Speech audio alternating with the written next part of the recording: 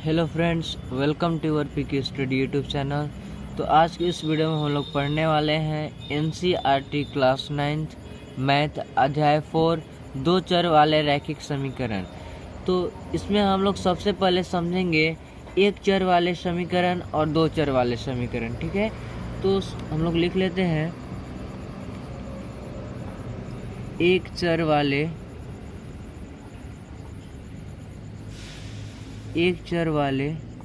समीकरण।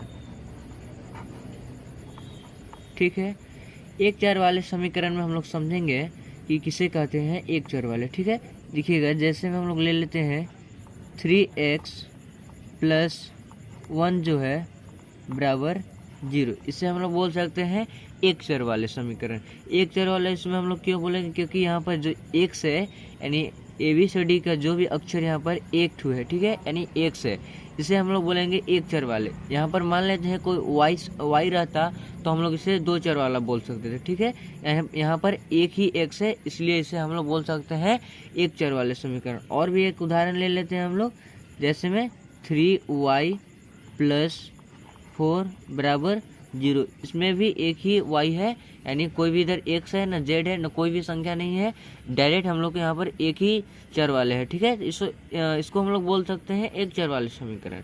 और भी एक ठू ले लेते हैं हम लोग, जैसे में 2z बराबर 1। इसे भी हम लोग बोल सकते हैं एक चर वाले एक चर वाले समीकरण बोल सकते हैं।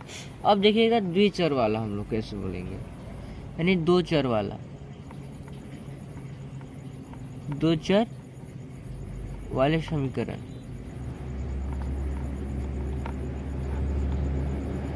दो चर वाले समीकरण हम लोग कैसे पहचानेंगे, देखिएगा 2x + y बराबर 0। इसमें हम लोग कैसे बोल सकते हैं कि ये दो चर वाले समीकरण है।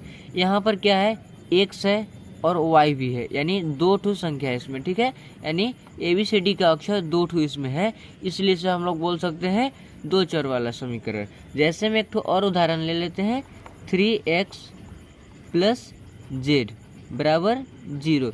इसमें भी x है और z है, इसलिए इसे बोल सकते हैं हम लोग दो चर वाले समीकरण। एक ठो और ले लेते हैं 4y। ठीक है, 4y बराबर 1 + 2x।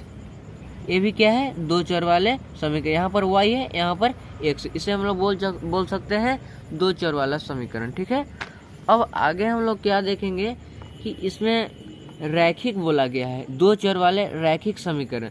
तो रैखिक का मतलब क्या होता है, यानी जिस चर के अधिकतम घात क्या होना चाहिए, एक होना चाहिए, उसे हम लोग बोलेंगे रैखिक समीकरण। जैसे हम लोग समझ सकते हैं द्विघाती, त्रिघाती और रैखिक समीकरण हम लोग समझ लेते हैं। ठीक है, इसमें क्या है, जैसे में रैखिक समीकरण हम लोग सबसे पहले समझेंगे। ठीक है, जैसे हम ले लेते हैं x के पावर क्या है, 1 है, इसे हम लोग बोल सकते हैं रैखिक समीकरण।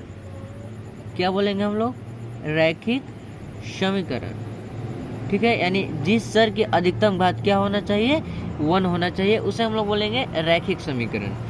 और यहाँ पर एक द्विघाती समीकरण हम लोग कैसे पहचानेंगे, जिस चर की अधिकतम घात क्या होना चाहिए, 2 होना चाहिए, उसे हम लोग बोलेंगे द्विघातीय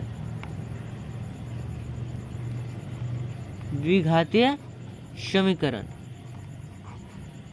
ठीक है, और जिस चर की अधिकतम घात क्या होना चाहिए, 3, उसे हम लोग बोलेंगे त्रिघातीय समीकरण।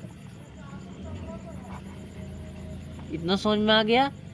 रैखिक समीकरण किसे कहते हैं, द्विघाती समीकरण किसे कहते हैं और त्रिघाती समीकरण किसे कहते हैं। यानी जिस चर का अधिकतम घात क्या होना चाहिए, 1, उसे बोलेंगे हम लोग रैखिक समीकरण।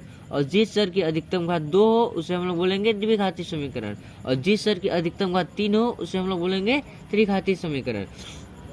मान लेते हैं हम लोग एक ठो अपने से उदाहरण ले लेते हैं, जैसे में हम लोग 2x ² + y लेते हैं हम लोग।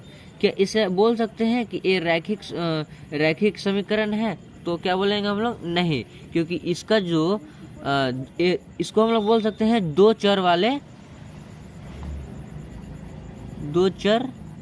वाले समीकरण बोल सकते हैं इसको हम लोग।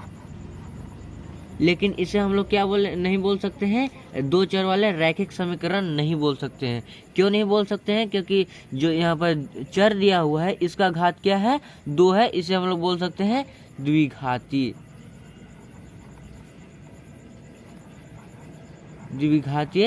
समीकरण इसको बोल सकते हैं, ठीक है। लेकिन इसे रैखिक समीकरण नहीं बोल सकते, क्योंकि यहाँ चर की घात जो क्या है 2 है, इसलिए हम लोग इसे द्विघाती समीकरण बोल सकते हैं। उम्मीद करता हूँ आप सब इतना समझ गए होंगे। तो चलिए चलते हैं प्रश्नावली की ओर।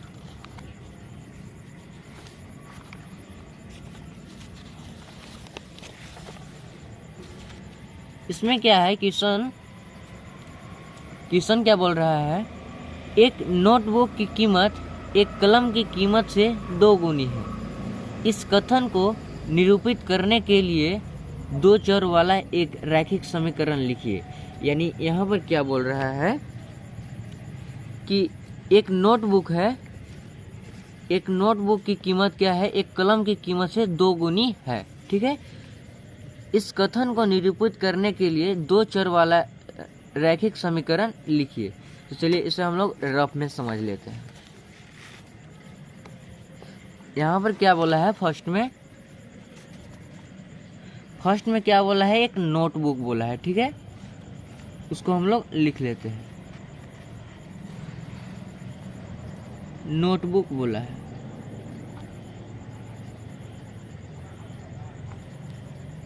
नोटबुक बोला है और क्या बोला है, कलम बोला है, ठीक है,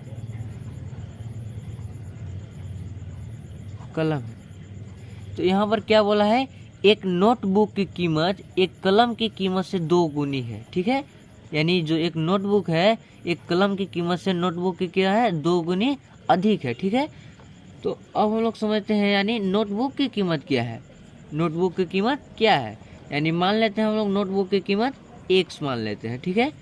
और यहाँ पर क्या लिखेंगे 2, और कलम की कीमत क्या मान लेते हैं हम लोग, y मान लेते हैं, ठीक है। यहाँ पर 2 चर हो गया। अब यहाँ पर क्या होगा आगे, x बराबर 2y हो जाएगा। यहाँ पर 2 चर वाला समीकरण बन गया। अब हम लोग इसको यहाँ पर किसका पूछा था, इस कथन को निरूपित करने के लिए 2 चर वाला रैखिक समीकरण लिखिए। यहाँ पर 2 चर वाला रैखिक समीकरण हो गया, यही होगा आंसर। लेकिन इसे आप किस प्रकार से सजाकर नोट करेंगे उसको हम लोग समझते हैं यहाँ पर, ठीक है। देखिएगा, लिखेंगे हम लोग हल।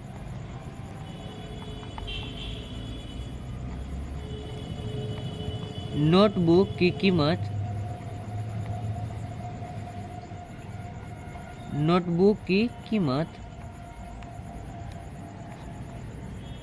बराबर क्या हो जाएगा, क्या हम लोग निकाले थे, 100 रुपये, ठीक है। नोटबुक के क्या कीमत निकाले थे हम लोग, 100 रुपये निकाले थे। अब कलम का हम लोग क्या निकाले थे, कलम की कीमत बराबर y रुपये,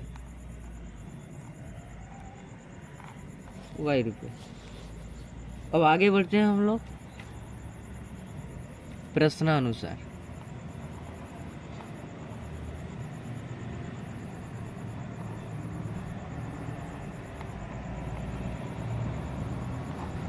प्रश्नानुसार क्या बोल रहा है, एक नोटबुक की कीमत एक कलम की कीमत से 2 गुनी है। तो लिखेंगे हम लोग यहाँ पर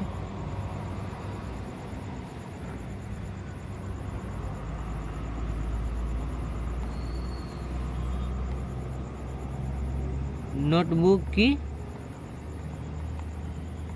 कीमत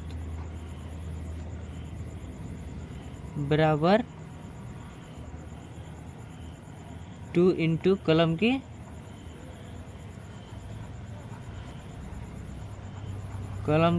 कीमत,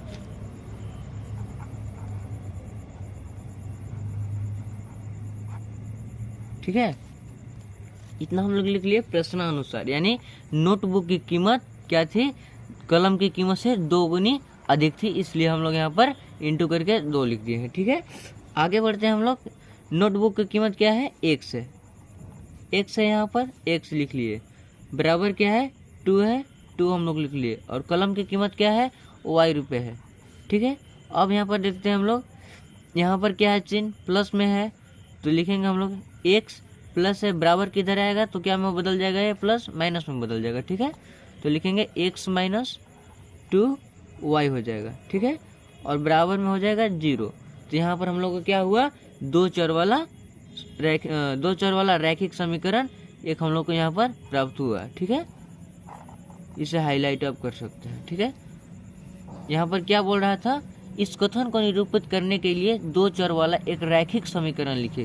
तो यहाँ पर दो चर वाला रैखिक समीकरण भी मिल गया, और इसमें रैखिक समीकरण इसमें क्या होगा, क्योंकि यहाँ पर कोई घात नहीं है, यहाँ पर एक की घात है, इसलिए इसे हम लोग बोल सकते हैं रैखिक समीकरण। ठीक है, बहुत ही आसान तरीका से इस प्रश्न का हल हो चुका है, और आप इसे नोट कर सकते हैं।